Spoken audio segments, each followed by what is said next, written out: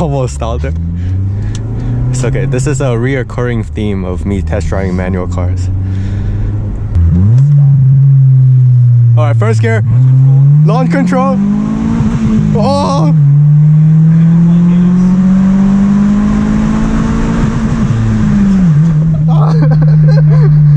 High revs. Tunnel time.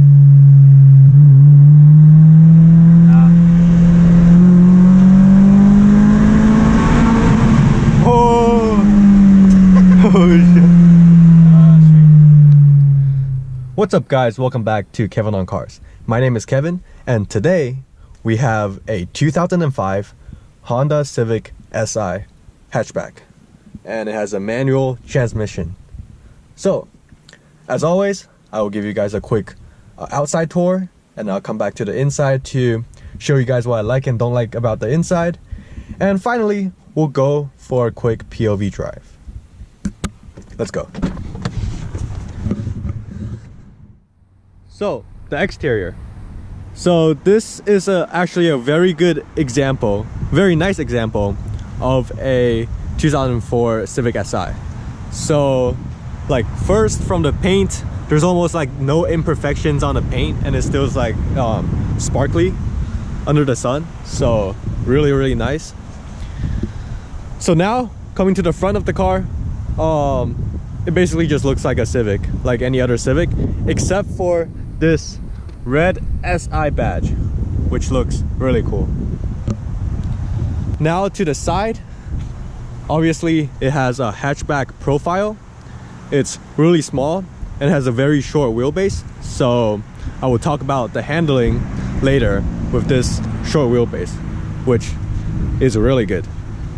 And on the side there's also a VTEC badge to obviously let everyone know that this is a VTEC Honda. Now walking to the back, we again have a red SI badge, which is really cool. So overall this car is pretty, the design is pretty simple but clean, and it just has very a couple of small touches with the SI badges to let everyone know that this is not just a normal Civic but an SI. So that's pretty much it for the exterior. Let's hop in and talk about the interior. So first of all, let me show you guys the key. So just a very simple Honda key. It has just unlock and lock buttons. So the interior, I really like the interior actually. So because of its simple and racing layout. So first of all, you got a really clear gauge right in front of you with the tachometer and speedometer in the center, and also just the temperature and oil gauge on the side. Really clear, white with black with white background, and also has a SI badge right here. And also, as you can see, this car has almost 200,000 miles on it, but it still feels like a pretty new car because it's really well taken care of. And now going to the steering wheel, this is basically the same steering wheel on the RSX, or even like very similar to the ones on the like all the Honda products. And oh yeah, so this car is a manual and it has a very weird looking manual shifter. But even though it looks really weird, it actually feels extremely nice to use because first of all, it's extremely close to the steering wheel. So when you shift, you just have to travel this much to get to the shifter. So, and also I will talk a little bit more about the shifter and the clutch later in the video. And the center layout is pretty simple. This owner actually put aftermarket stereo in it, so he can connect to Bluetooth and also have an aux. And yeah, basically simple layout, just everything you needed. The hazard, all the AC controls, and yeah, nothing fancy but very clean. Oh, also the seats. These seats looks extremely racy, and also like it hugs you really well with these side bolsterings and thigh bolsterings. And also these are cloth seats, so you won't be sliding around when you're taking corners. But one negative about the seats is this headrest. This headrest is literally like a freaking brick. So when you bang your head on a headrest, you're like it's uncomfortable. So maybe you put like a pillow here or something. Oh yeah, now it also has useful back seats, as I will demonstrate right now. So now let me show you guys how to get to the back seat, and also how much space it has. So to get to the back seat, you just pull this lever and this will fall down. You just climb in, and yeah, easy. I still have a lot of headroom, and the leg room is pretty good too. So that's about it for the exterior and interior. Let's go for a drive, and also a horn test. Yeah, it sounds kind of bad.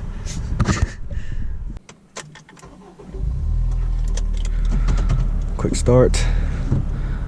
Oh yeah, before we start driving, I'm gonna shout out my friend Arjun here again for letting me borrow his Civic Si.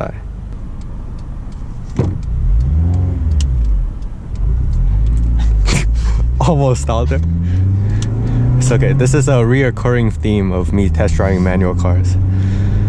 But anyways, so first let's talk about the gearbox. So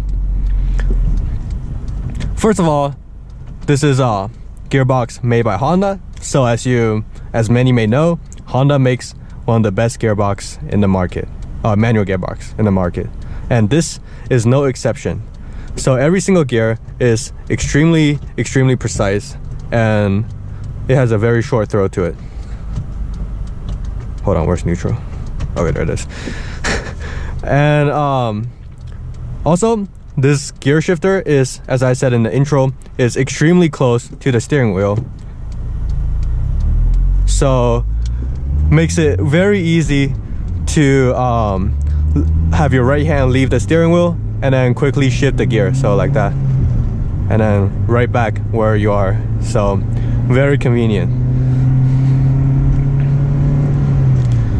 And for the clutch, it has very good weight to it, and it also is really short. So coming from my Mini that has a long clutch, that's why I almost stalled it when I'm getting on the street.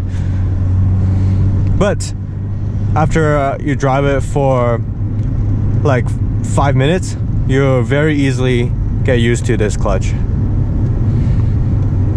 because the bite point is very clear, and overall it has a very good feel to it. So next obvious thing to talk about is the engine. So this is the same exact engine as the base RSX that I test drove, that I will link the description right above.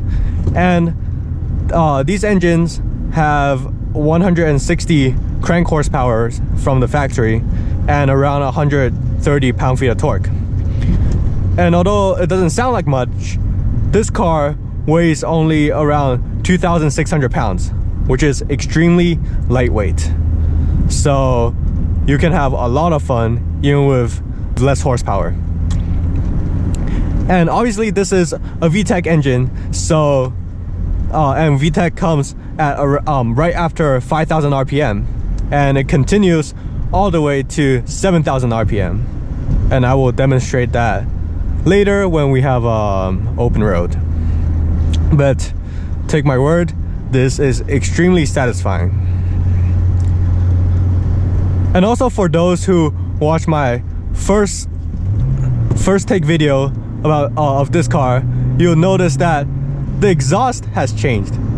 So this is no longer straight piped, and it's much more, so the owner changed the straight pipe to a more muffled exhaust so that he can more comfortably daily this car without having constant drone all over the RPM, all throughout the RPM. So yeah, but you can listen real quick of what it sounds like when it's straight pipe right now. Alright, we're good.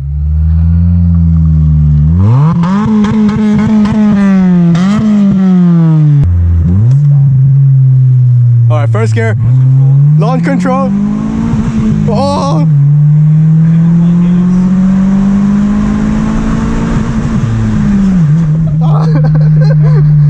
High reps. Tunnel time.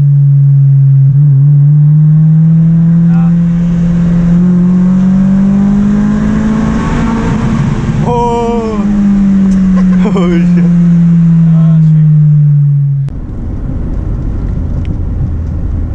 shit. So overall, as a daily driver, this car is very comfortable, and obviously without the straight pipe, is really refined from the inside. So there's not a lot of road noise. Oh yeah, I can do a real VTEC here. Second gear VTEC.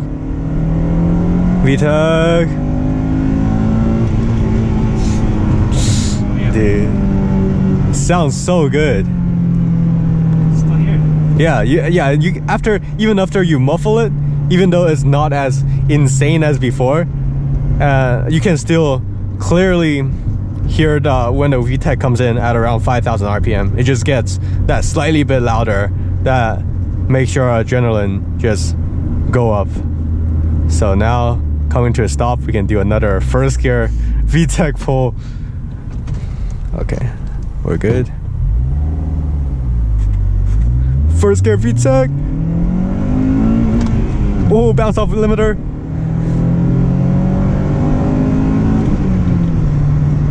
So good.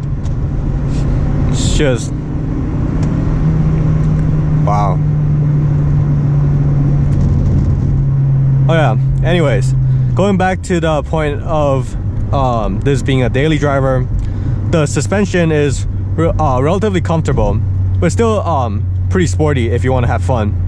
But on a highway and on these normal roads and driving at normal speeds, you can just relax and listen to music. And now when we're on back roads, the suspension is You can take a left in there too if you want, because the other one's better. Oh yeah, right. Yeah, left and then right. There's like less cars on it too. Oh yeah, and also it's really easy to downshift in this car.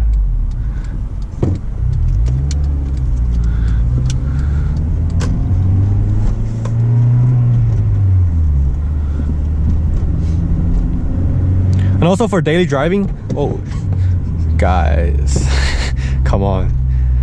So for daily driving, this engine is really smooth as well. So okay, what are we doing? Oh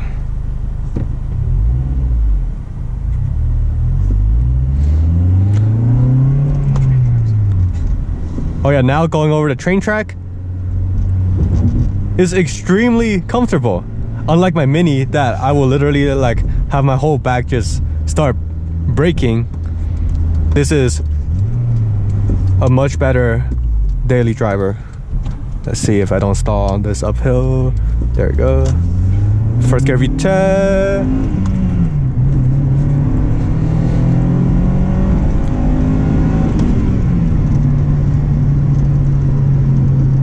Just so good.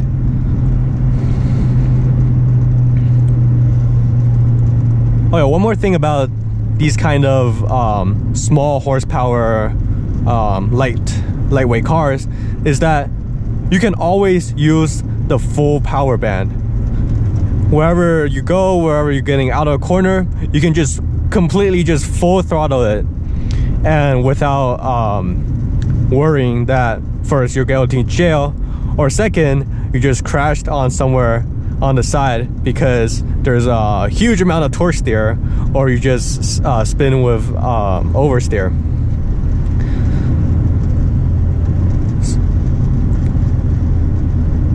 So therefore comes the point that this is a really good first car, and for a couple reasons.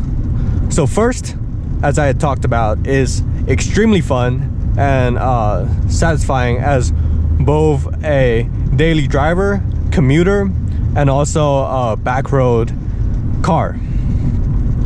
Second, this is really cheap and reliable. You can probably get this car for under $5,000. For actually a really good example like this one, for around $5,000, we can probably go much lower to like $2,000, $3,000 for higher mileage or a less well-maintained example. And third, this is extremely practical, as I show you guys in the interior review part of this video. You can fit 2 full-size people in the back seat, and also the trunk space is really big as well. I forgot to show you guys that, but trust me, you can fit a lot of things in the trunk because this is a it's a hatchback. So yeah, that's pretty much it for today's video. I hope you guys enjoyed it. If you guys do, please hit the like button, and if you guys want to watch more of these kind of POV review and back road drive videos, subscribe to my channel. I'll appreciate that. And finally, drive safe, have fun. See you guys next time.